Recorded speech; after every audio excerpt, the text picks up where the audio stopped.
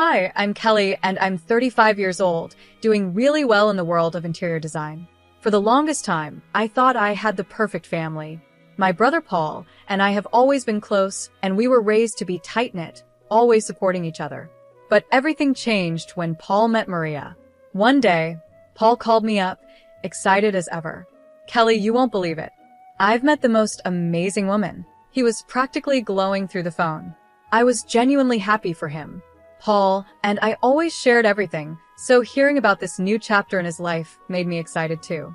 Fast forward 5 months, and suddenly Paul dropped a bombshell. "We're getting married," he announced one morning over coffee. I almost choked on my drink. "Married? Paul, you barely know her." I tried to hide my shock, but he was completely head over heels in love with Maria. The wedding was a whirlwind, happening so fast, and before I knew it, I had a new sister-in-law. At first, Maria seemed lovely. She was all smiles, very polite, and appeared to fit right in with the family. But honestly, something about her felt a little off to me. During one of our family dinners, I started noticing small things. For example, she would steer the conversation in strange directions. "Oh, Kelly, you're still single, right? Don't worry. I'm sure you'll find someone eventually." She said it with a smile, but there was always this tiny hint of judgment underneath her words. I tried to ignore it at first, but the comments kept coming. Every time, they were sugar-coated, but there was always a little sting to them. It was as if she was subtly trying to bring me down. One day, I was helping Mom in the kitchen, and I overheard Maria talking to Paul in the next room. "Honey, don't you think Kelly's job is a bit unstable?" "I'm just concerned about her future," she said. That hit me hard. I had worked so hard to build my business from scratch, and it was thriving. To hear her question my career, like that made my blood boil. Things only got worse from there. At Paul's birthday party, Maria accidentally spilled red wine on my brand new dress. "Oh, I'm so clumsy," she said, laughing. "But don't worry, it probably wasn't that expensive, right?" I smiled through it, but inside, I was furious. It felt intentional, like she was trying to humiliate me. Later that night, I vented to my best friend, Rachel. "Something's not right with Maria," I said, frustrated. Rachel nodded in agreement. "I've noticed it too. The way she looks at you when she thinks no one's watching, it's like she's sizing up the competition," Rachel said. That made me pause. Was I imagining things, or was Maria really trying to get between me and my family? I sighed. But Paul's so happy, and Mom and Dad love her. Am I just overthinking this? Rachel looked at me seriously. "Trust your gut, Kelly. Keep your eyes open." That stuck with me, and from that point on, I started paying more attention. Slowly, I watched as Maria inserted herself deeper and deeper into every part of our family life. She volunteered to help Dad with his finances, constantly offering critiques about how he managed things. She reorganized Mom's entire kitchen, claiming it would be more efficient her way. Little by little, she was changing everything, and no one seemed to notice but me. What worried me most, though, was how Paul started to change. My brother, who used to be so outgoing and full of life, became quieter and more reserved. Whenever we'd talk, he would always defer to Maria's opinion, like he couldn't make a decision without checking with her first. It was so unlike him, and I couldn't shake the feeling that something was terribly wrong. One afternoon, while out shopping with Mom, I tried to bring it up. "Have you noticed anything strange about Paul lately?" I asked. Mom just smiled and shook her head. "Oh, you're overthinking it, dear. Maria's been wonderful to him." But I wasn't so sure. Something was changing, and I had a sinking feeling that Maria was behind it. I just didn't know how to make anyone see it before it was too late. I decided to talk to my mom about what was happening. "Mom, have you noticed anything different about Paul lately?" I asked, trying to keep my voice steady. She hesitated for a moment before replying, "Well, he's married now. Change is normal, sweetheart." "But, Mom," I pressed on, "it's like he's not even the same person anymore." Mom gave me a soft smile. "You're just not used to sharing him. Give it some time." I wanted to believe her, but time only made things worse. Every family gathering turned into a battlefield of passive-aggressive comments and tense moments. I tried to keep the peace, biting my tongue when Maria would make one of her snide remarks. But the stress was getting to me. My work started to suffer. My designs weren't coming together, and I found myself losing sleep night after night. One evening, after a particularly rough family dinner where Maria had subtly criticized everything from my outfit to my latest design project, I broke down in my apartment. I couldn't hold it in anymore. The tears flowed, and I felt completely overwhelmed. Just as I was starting to pull myself together, my phone rang. It was Rachel. "Kelly, are you okay? You seemed off at dinner," she asked, her voice full of concern. I couldn't hold back anymore. Everything I had been bottling up for months spilled out. I told her about my suspicions, my fears, and how I felt that Maria was slowly isolating Paul from the rest of us. Rachel listened patiently, and when I finished, she spoke firmly. "Enough is enough, Kelly. It's time to start digging. There's more to Maria than meets the eye, and we're going to find out what it is." As I hung up the phone, I felt a strange mix of determination and dread. I loved my family, and I would do anything to protect them, even if it meant exposing the person who had slowly infiltrated our lives, hiding behind a friendly smile. Little did I know things were about to get much, much worse. The annual family barbecue at my parents' house was supposed to be a day of relaxation and bonding, but instead, it turned into a nightmare that I'll never forget. Everyone was gathered in the backyard. Dad was at the grill, Mom was setting out salads, and Paul was helping Maria with her chair. I was chatting with my cousin when Maria's voice cut through the noise, interrupting us. "Kelly, sweetie, could you grab me a drink? You're not doing anything important, right?" Her words stung, but before I could respond, Mom called everyone to the table to eat. The tension was already building, and as we sat down for the meal, it only got worse. Throughout dinner, Maria kept making little jabs. "This potato salad is delicious, Mom. Much better than the store-bought one Kelly brought last time," she said with a smirk. That was it. I couldn't stay silent any longer. "At least I contribute something, Maria. What exactly do you bring to these gatherings besides criticism?" I shot back. The entire table went silent. Maria's eyes narrowed, and with a cold smile, she responded, "Well, I bring class for one thing. Something you clearly lack." Before I could stop myself, the words flew out of my mouth. "Class? Is that what you call being a manipulative bee?" "Kelly," Paul's voice cut through the tension, shocked by my outburst. But I didn't care anymore. I was tired of biting my tongue, tired of pretending everything was fine. Maria stood up from the table, tears welling up in her eyes. "I can't believe you'd say such things after everything I've done for this family," she cried dramatically before storming off. Paul, of course, followed her without a word. I sat there, fuming, as my parents gave me disappointed looks from across the table. I knew they thought I had crossed a line, but I didn't regret what I had said. Maria had pushed me too far, and I couldn't hold it in any longer.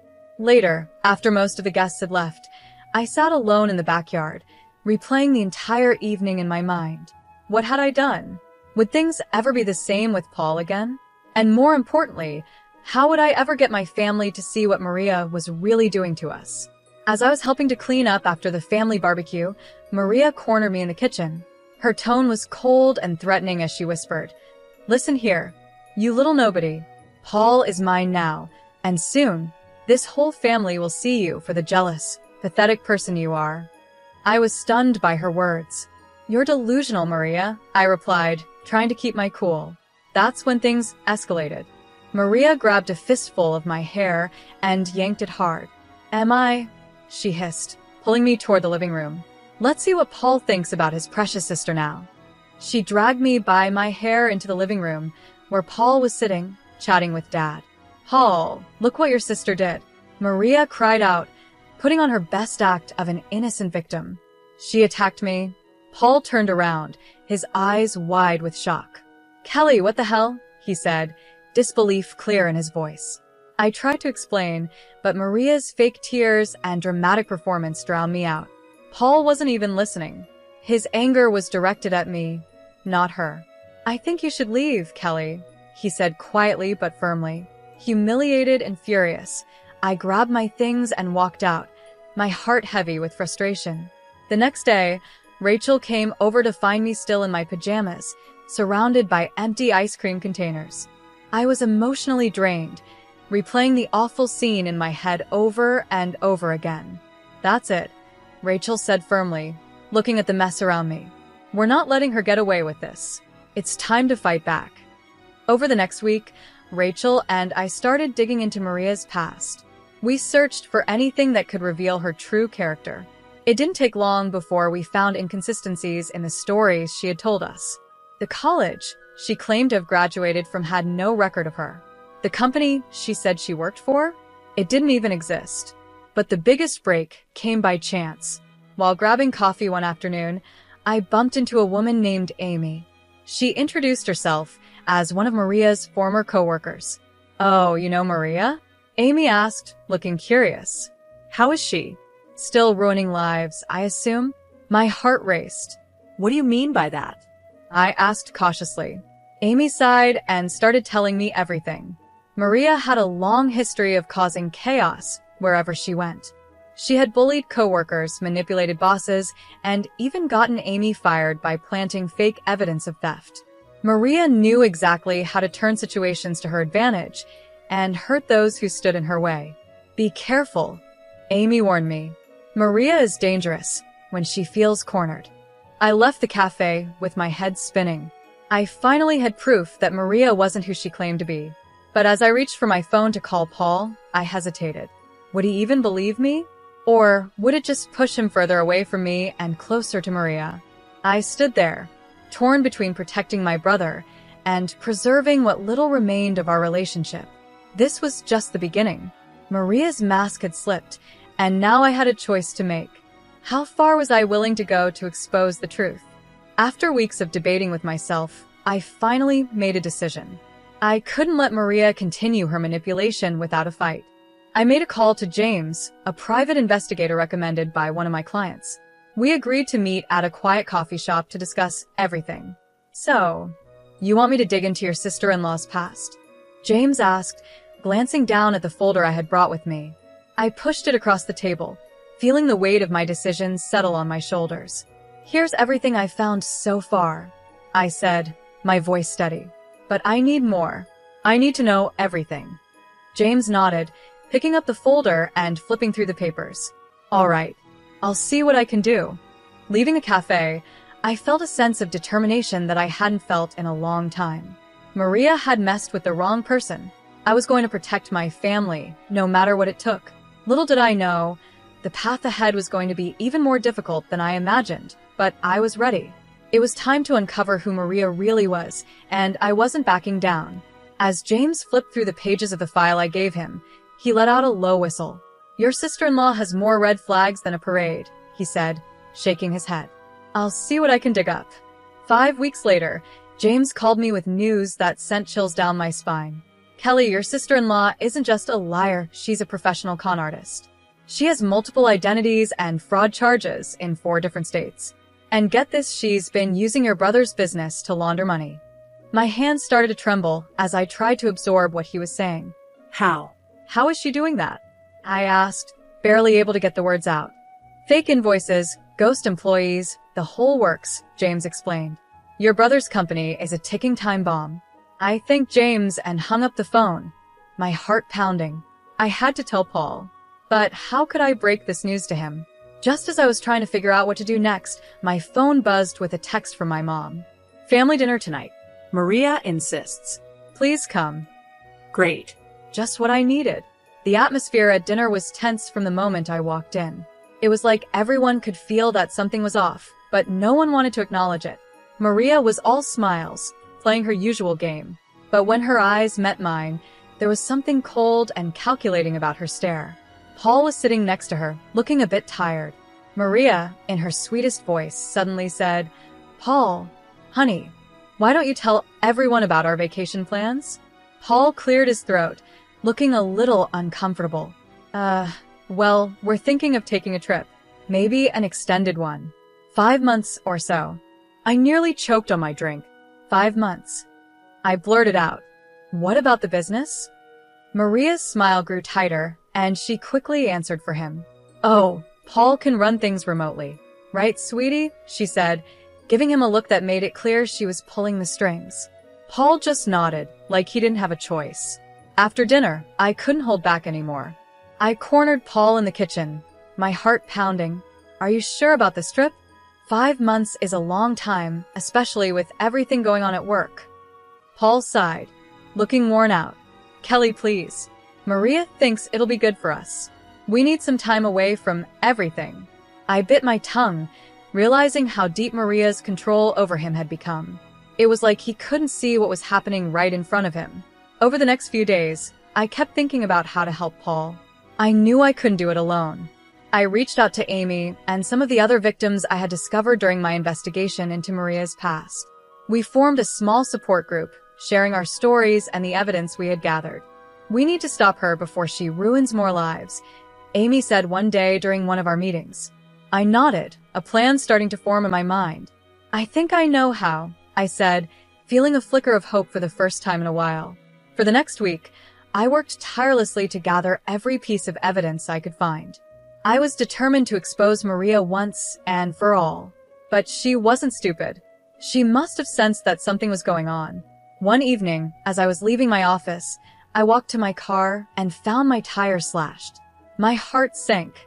A note was tucked under the windshield wiper. It read, "Back off, or next time it won't be just the tires." I stood there, frozen, the fear creeping in. I quickly called Rachel, my hands still shaking. Rachel, she knows. I whispered into the phone. Maria knows I'm onto her. Rachel's voice was calm but firm. Then we need to act now, before she can do any more damage. She was right.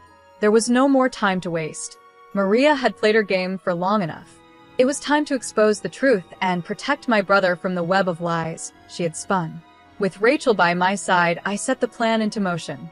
This was it. There was no turning back now.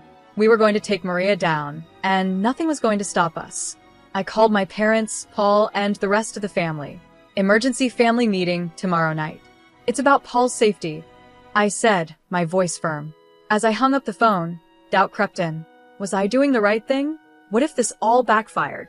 But then, I remembered the defeated look in Paul's eyes, how Maria had manipulated him and everyone else around her. No, this had to be done. The next day seemed to drag on forever. I spent the entire day triple-checking all the evidence I had gathered, making sure every detail was solid. I rehearsed what I was going to say, over and over again in my head. As the evening approached, my phone buzzed with a message from Paul. Maria's not feeling well. We might not make it. My heart sank. Of course, Maria would try to avoid this. I texted back quickly. Please, Paul. It's important. I wouldn't ask if it wasn't. Hours passed, and I heard nothing. I was starting to give up hope when I heard a car pull up outside my apartment. Peeking out the window, I saw Paul helping Maria out of the car. She looked pale and leaned on him dramatically. It was obvious that she was putting on a show. As Paul and Maria entered my apartment, the tension in the room was thick. My parents, Rachel, Amy, and a few others were already there, waiting. Maria clearly didn't expect this kind of gathering. What's going on? Paul asked, confusion evident in his voice. I took a deep breath, trying to steady my nerves. Paul, everyone, it's time you all knew the truth about Maria.